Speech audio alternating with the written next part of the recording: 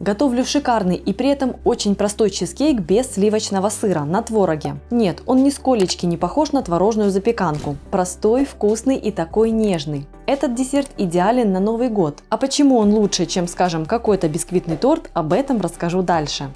Привет, друзья! Меня зовут Галина Артеменко. Чем же чизкейк я люблю больше, чем какие-то торты, особенно на новогодние праздники, когда и так много приготовлений, когда не хочется лишний раз возиться.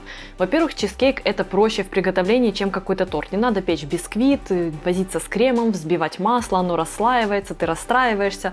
В общем, чизкейк отправился в форму, в духовку, он там сам испекся, охладил его, остудил и все. При этом чизкейки любят все. Не знаю, как вы, но я, по крайней мере, еще не сталкивалась ни с одним человеком, который бы сказал: я не люблю чизкейки. Еще одно огромное преимущество лично для меня заключается в том, что чизкейк удобно хранить. Согласитесь, в новогоднюю ночь очень часто до десерта дело так и не доходит, а потом остается совсем немного времени для того, чтобы съесть этот десерт, потому что все-таки это продукт скоропортящийся.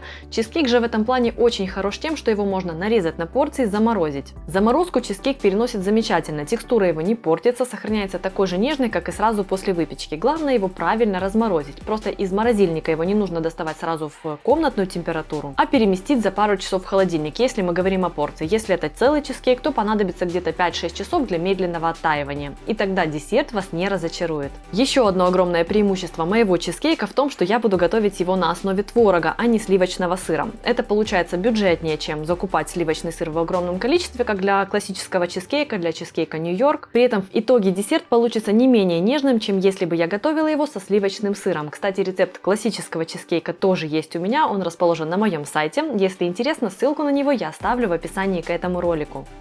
Список ингредиентов сейчас доступен на экране и продублирован в описании. В печенье можно использовать любое: простое песочное, овсяное, орео, плотное бисквитное печенье. Часть печенья можно заменить овсяными хлопьями или рубленными орехами. Соус я буду готовить из замороженной малины, просто она была у меня в морозильнике. Подойдут любые сочные ягоды, фрукты или их смесь. Готовлю основу для чизкейка. Печенье отправляю в чашу комбайна и измельчаю в крошку. Песочное печенье можно побить скалкой в пакете, если комбайна нет.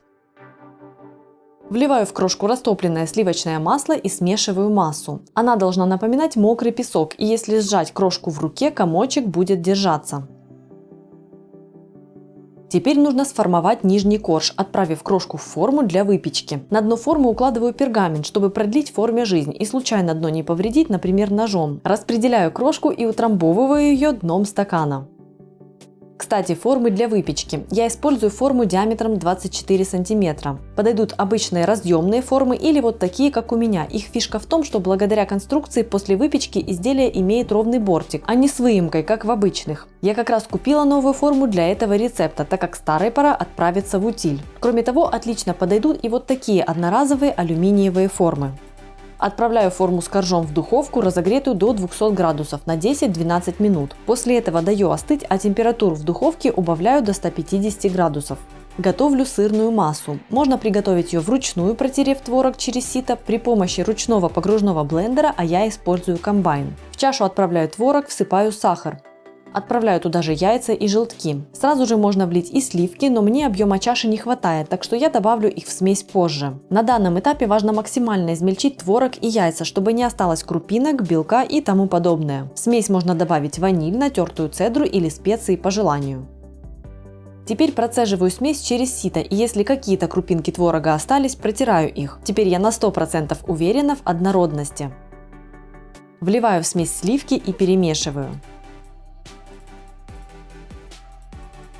Аккуратно выливаю творожную смесь поверх коржа. Если вы знаете, что ваша форма может пропускать массу в месте соединения бортов и дна, оберните форму фольгой для подстраховки. Отправляю форму в духовку, в которой сейчас, напомню, 150 градусов. Закрыв дверцу, убавляю температуру до 120 и оставляю готовиться на 2 часа. Такая низкая температура и длительное приготовление дает массе правильно схватиться, а не быстро подпечься по краям и начать трескаться, когда как серединка может оставаться излишне влажной. С рекомендуемым температурным режима масса будет готовиться равномерно, и при этом риск передержать чизкейк минимален. Чизкейк готов, когда края уже схватились, а серединка продолжает дрожать. После приготовления выключаю духовку, приоткрываю дверцу и оставляю чизкейк внутри еще на час-полтора. Он будет доходить, и при этом остывание будет плавным. Чизкейк не растрескается и будет идеально нежным. Затем из духовки чизкейк достаю, даю окончательно остыть при комнатной температуре и убираю в холодильник на ночь.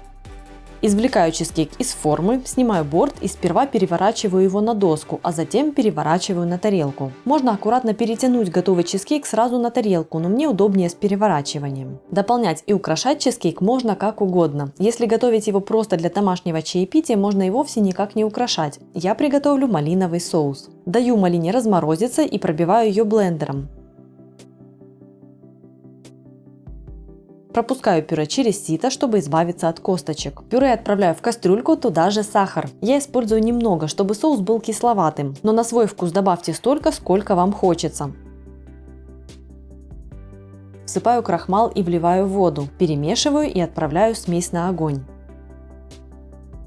Помешивая, довожу соус до кипения и легкого загустения. Он не станет густым, как кисель, но при этом соус будет пластичным и не будет расслаиваться. Как раз благодаря крахмалу. Если образуется пена, аккуратно ее снимаю. Чтобы быстро остудить соус, переливаю его в широкую посуду, накрываю пищевой пленкой в контакт и убираю на холод.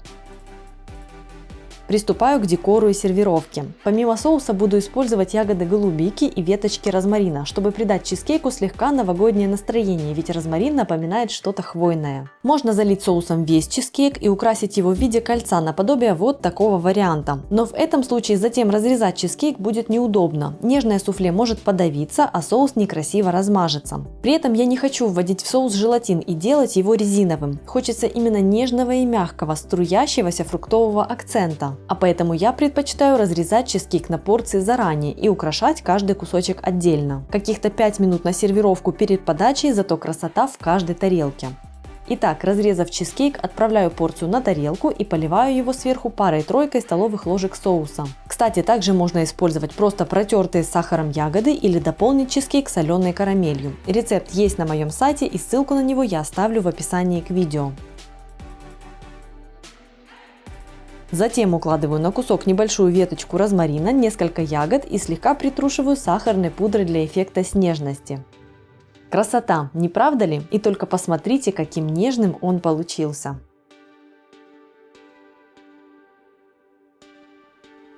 Если любите чизкейки, ставьте палец вверх под этим видео, оставляйте свои приятные комментарии и подписывайтесь, если вы еще не подписаны на мой канал. Меня зовут Галина Артеменко, и это «Жизнь вкусная».